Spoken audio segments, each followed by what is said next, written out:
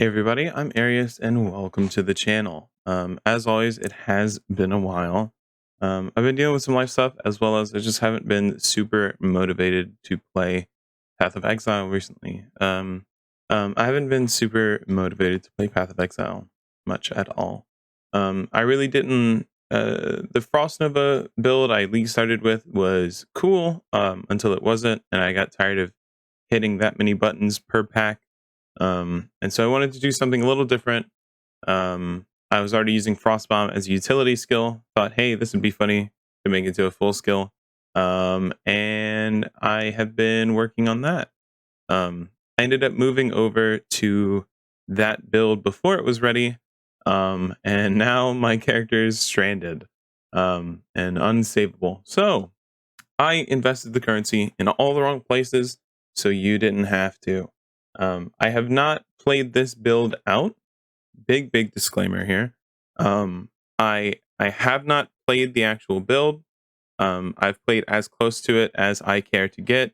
It doesn't require a bunch of investment. The most you're looking at is maybe running some harvests for the jewels in the build. But they should be extremely easy to do with life rolls, crit rolls, stuff like that. Caster rolls. These jewels aren't going to stall you out at all. This is definitely a very viable build. I haven't been feeling PoE recently, and so I won't be giving it a try myself. Another big disclaimer: this is the first build that I have made, and as such, it is probably not good. There's absolutely, I'm 100% convinced there's some points here and there that could be put elsewhere to make a more effective build. If that is the case, and if you have any experience making builds in PoE, please do let me know in the YouTube comments if you see anything that's just blatantly wrong or some things I could improve on here. I'd really appreciate that because I am always trying to learn, and specifically PoE. I definitely, even though I'm not loving it right now, this is a game I will come back to, and I'd love to be able to work on more builds in the future. So you'd really be helping me out. So thanks so much. Also, before we get into it, I just wanted to say these last few videos have popped off pretty fucking hard, and I really do appreciate that. That has also led to a ton of non-subscribers looking at my content. If you do enjoy this build, try it out, blah, blah, blah, whatever, I really would appreciate if you subscribe to the channel. PoE is definitely a game I will be coming back to in the future. And now on to the path of building. So this is my Frostbomb Hierophant. You can see our average hit is about 4 million. We are, to describe this build, we are using Mind Over Matter and Agnostic as our defensive layers. So we're heavily investing into mana as a way to continue to stay alive. Offensively, we're using Pledge of Hands. This is required for this build. It's without this, everything is just going to feel really bad. Essence Worm is a nice cheap unique that we're using in order to get a bit extra crit. And Cloak of Defiance is our defensive stat here. Looking at 3.7 million average hit right here, 50% crit chance, effective crit of 75%, 441 crit multi, 1.5 cooldown, so on, so forth. Decent AoE, okay life. I'd love to get more life here, but even if we fill out the Constitution wheel, we're just getting like 4,500, which is nice, but we're looking at we would lose out on a lot of other things that we're already invested in. But anyways, as far as how I went about building the tree, there were two wheels that I really wanted to include. Here, this reduced skill effect duration wheel. The skill effect duration affects Frostbomb. Specifically, whenever you put down Frostbomb, it will pulse out a number of times and then explode. Those pulses don't do damage; they just apply cold exposure and chill. So it's really important that these frost bombs, for me personally, it's really important that these are popping as soon as possible. I don't want to throw down a frost bomb and then walk around for 3 seconds. I don't want to put down frost bomb and walk around for 3 seconds before it explodes. That's not my play style. I want these to be popping instantly if I can. And so we ended up going into this wheel. This is very, very important. While we're down here, we grab Supreme Ego. This makes it to where we can only have one aura from any of our skills, but that aura is improved. The extra mana reserve doesn't affect us because we're using a Essence Worm, and so our Zealotry just gets a bit extra juice from this. Theoretically, if you wanted to, you could run Vitality on this build, and if so, you would spec out of these 2 points, and then maybe go into the Constitution wheel, maybe grab this jewel socket. But yeah, whatever you wanted to do with those points. The other wheel that's super important for us is this wheel. These staff nodes are really, really nice. Additional cast speed, block chance, crit multi. Very, very nice here. And then as well, we grab this elemental damage, life. We're stacking elemental damage, we're stacking crit multi, we're stacking a bit of cast speed to make everything feel a lot more comfortable. Because the issue with Pledge of Hands is that you're stuck staying still while you're casting. So you want to make sure you're casting fast enough so that you're not stun locking yourself and then dying. We aren't a super defensive build, so that is something to look out for. The other super important wheel is the Serpent Stance wheel. Again, more crit while having a staff, and a lot of crit multi here. We're looking at 50% crit multi on this whole wheel, which is really, really nice. But yeah, you can also see we take a lot of jewel sockets here. We have 5 here. Jewels are going to be how we push this build to the next level, or how we make this all viable. Increased mana, increased cast speed, increased life, crit multi. These are the stats you would be looking for in any combination. Whatever feels most comfortable for you. The mana will give us damage. As far as the actual increased cold or increased lightning, that's something I'd probably stray away from as much as possible. We actually, because of Archmage and Arcane Cloak and all these other things, you'll see our Frost Bomb is actually doing more lightning damage than it is cold. And so because of that, it feels very weird to stack lightning damage on a cold build. But if there was a choice between lightning and cold damage, lightning is going to be the way to go, as we do more there. Yeah, that's about as much as I can get into in the tree. Oh, I will say, we have 2 skill trees here. We do have 2 skill trees here. As far as our Ascendancy goes, we are taking Conviction of Power. This is some added tankiness, some nice little crit chance on top. Having these available is super, super nice. We are also getting Frenzy charges from using Cold Snap. So we're stacking all different charge types. It's just a nice little extra defense, mostly. Here we're taking Divine Guidance as well, a big mana buff, as well as the extra 10% MOM, which is very important. So we get to 50% damages taken from mana before life in this build. Here we take Arcane Blessing. There used to be a bug with this where you would actually, if you got higher level of Arcane Surge from other things, it wouldn't override this one, which is just the base 10% Arcane Surge. That is unfortunate, but that is now gone. So we actually do benefit from this quite greatly, and I'll go into that later. And then here we go with Illuminated Devotion, just rounding out the whole Arcane Surge thing. Now we're leeching life, we're immune to elemental ailments, and we get that extra 3 AoE radius, which is very nice. As far as the skill tree goes, I have included 2 skill trees here, one with a cluster, one without. They do have very similar stats. They do have different Annoints as well, which I've reflected this in the item sets as well.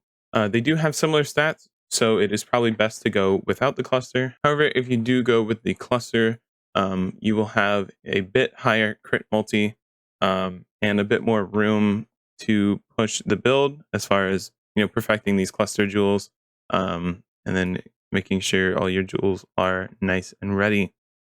So if you want to put that extra investment, this is going to be a little bit more high end, but honestly, it's probably not worth the investment, at least with the jewels I have here. So now we'll go ahead and look into the skill links. Our main link is Frostbolt. We only use 1/6 link here. it is very easy to slot it in 2 extra gems if you want. We also have some pretty finicky links as it is. I'm not super convinced with all of these, but I feel like if you're going this build, this is probably your best bet. I could be wrong. Please do leave your suggestions in the comments. I'd really appreciate that. But we only operate off of 1/6 link, which is going to be Frostbomb. Archmage mana equals damage. Good. Conk effect is just the most DPS. Restoration is super important here. Going along with the other things of we just want these things to pop as much as possible. We are also going with Phantasmal Frostbomb here. Phantasmal is doing 2 things. It is increasing the cooldown recovery rate, and it is lessening the duration. So another source of less duration. With all of these together, Frostbomb should be almost instantly exploding, which is very nice.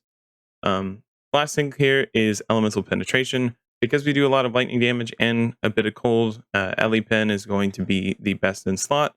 But if you don't want to go for Elemental Penetration, you can always go Control Destruction. We're looking at very similar damage numbers. We're losing out on a little bit of crit, but the build is very fine without it. So Control Destruction until you get an Elemental Penetration is probably best. So that is our 6th link. Next up, we have Cold Snap with Hex Touch and Frostbite. This is actually super super for cursing. The initial hit of Cold Snap applies Frostbite, as well as the actual AoE'd ground. So literally anything that touches it gets Frostbite put on them. Super nice. I don't know why I haven't seen this in more builds, or more cold builds specifically. So here we're looking at an average hit of 4.3 million. There's definitely places to improve. Actually, while I was doing this, I realized that my Cold Snap was still had Frostbite, even though we were doing more lightning damage than cold. So I just switched that over to Conductivity. So that's why the average hit went up mid-video.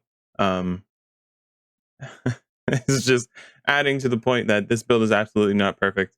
And small things like that I don't know why I didn't think of. If you see more of those, please do let me know. But yeah, the rest of the links are pretty whatever. If you do want an additional 6th link, if you already have the chest linked, or you just want to push a little bit harder on this build, I 6th linked our movement and Arcane Cloak. This is probably the only place we could see additional damage from this build. Cold Snap, cast and damage taken, Wave of Conviction. These aren't things that need to be 6th linked, or things that 6th links would even improve. Whereas improving our Arcane Cloak is probably going to be for the best. So I just threw on an Enhance and an Empower. So now our Arcane Cloak is level 22 with 36 quality. The additional quality on Arcane Cloak is just increasing the duration. This helps to combat all of the less duration we have in the skill tree and on our gear. The extra quality on Flame Dash is decreasing the cooldown, which means we should be able to dash around a ton, which is very nice for the build. Second Wind is here to increase the cooldown recovery rate of both of these and add an additional Flame Dash. And this is where we're getting our big Arcane Surge.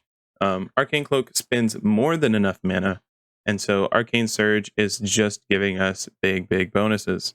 You see we have the Arcane Surge itself grants 20% more spell damage. We have the 50% increase from our Ascendancy, so we're looking at 30% more spell damage and nearly 30% more cast speed. The mana regeneration is nice. All of this is very nice. And like I said earlier, if you're going to 6th link it, Enhance and Power would be the next best. Otherwise, this is your link setup there. Yep.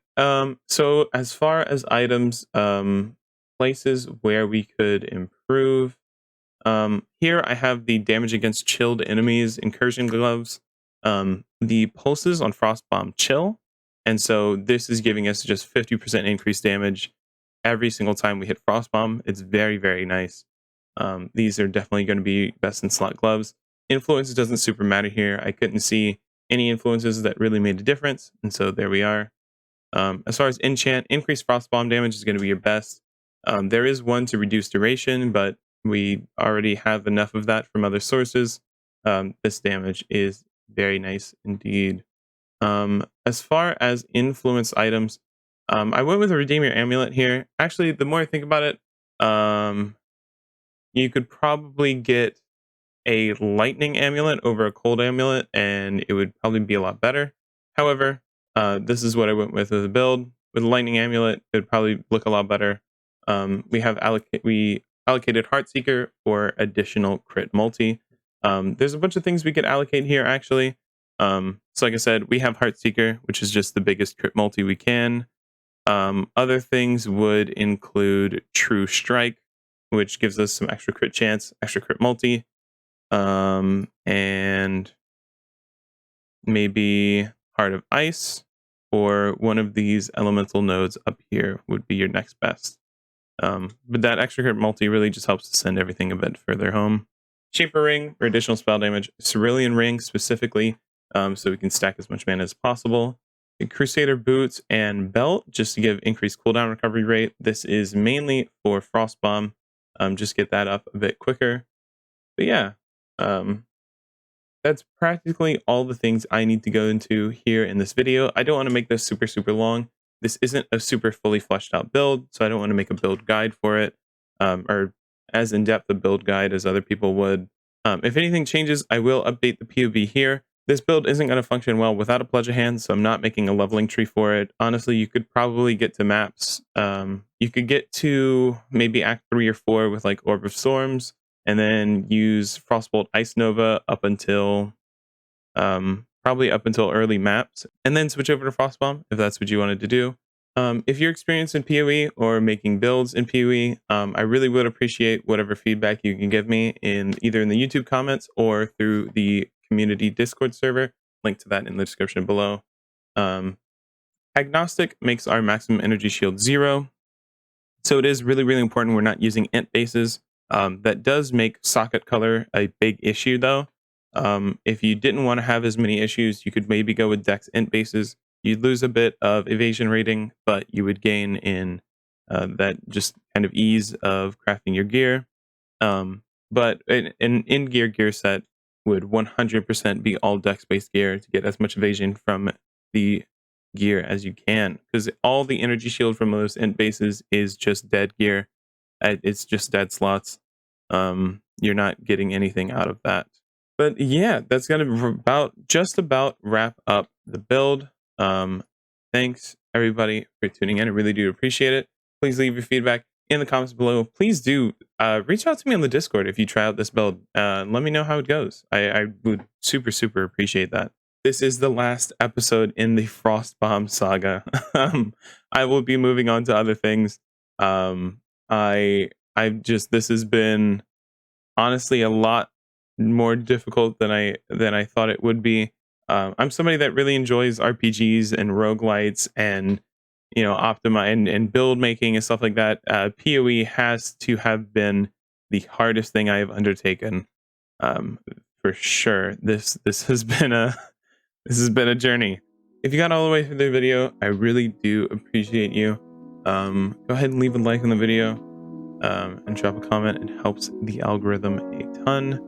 But yeah, thanks so much and take care.